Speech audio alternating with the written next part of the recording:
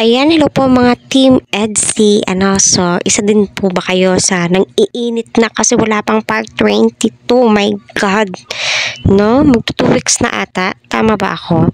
So, by the way, ang title po nating pag-uusapan, no, Beyonce, agad nga bang nag-sorry kay Kalingap Edu? Dahil nga sa dami-dami ng binanggit, ay si Kalingap Eds ay hindi nga po nabanggit. So, wala naman pong masama kapag pag-uusapan po natin ito. Kasi di naman po ako basher. Pagkos, magbibigay lang po tayo ng mag-ikling advice, no? At sa loobin ko patungkol nga po dito. Shout out nga po kay Kuya na nagsabi na naka-off cam ay nagpapasalamat naman itong si Beyonce kay Edu. Iba po yung off-cam at saka on-cam. Kasi ang on-cam, kapag nagpasalamat ka, ay napapanood po ito ng mga supporters. At lalo kang tatangkilikin at mamahalin ng iyong mga supporters. Kagaya sa live ni Eds, ay pumunta nga po itong si Beyonce at sinuportahan niya. At sinabi niya doon na maraming salamat sa lahat ng nagmamaraton sa aming video kay Kuya Rab at na-appreciate daw po nila yan. Love you all. Ganon. So, marami ang nakabasa. So, sa off-cam, maririnig mo ba yung sinabi or nakita ba natin na sinabi yon ni Beyonce? Or sadyang haka-haka at sinabi at in-spread lamang po ito?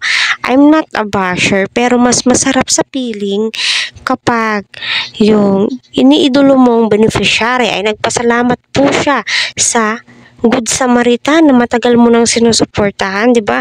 Valuable po yun. Parang ang sarap sa pakiramdam, di ba? Kahit na supporters lamang po tayo, kapag nakarinig po tayo ng salamat dahil ikaw ang dahilan kung bakit napakaraming biyaya ang dumarating sa akin. Di ba napakasimpleng sabihin, okay, andun na po tayo sa puntong nahihiya itong si Beyonce.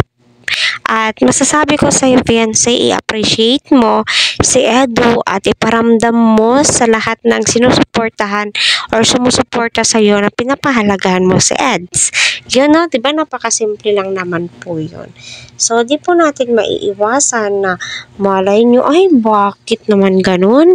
Sabihin ni Eds, nabanggit si ganito, si ganyan, bakit ako hindi? Ganon, di ba? Mindset ba, charot? So, panoorin muna natin. Sa akin, wala akong message sa akin. Kakapagtampo eh. Pansa rin natin, wala ako nakatanggap kahit ano. Kahit tatlong message lang galing sa'yo. Report man sa report. Mag-iingat lang po kayo pala. So, ayun, di ba? Narinig po natin yung sinabi ni Ed na nagtatampo daw ho siya. So, alam naman po natin, na sabi lang yun ni Eds para sa ganon ay magsalita si Beyonce at mag-message nga po sa kanya. Pero, mas masarap sa feeling, nunid mo lang sabihin na, paano ako? Anong sasabihin mo sa akin? May message ka ba sa akin? Yung ganong tipo.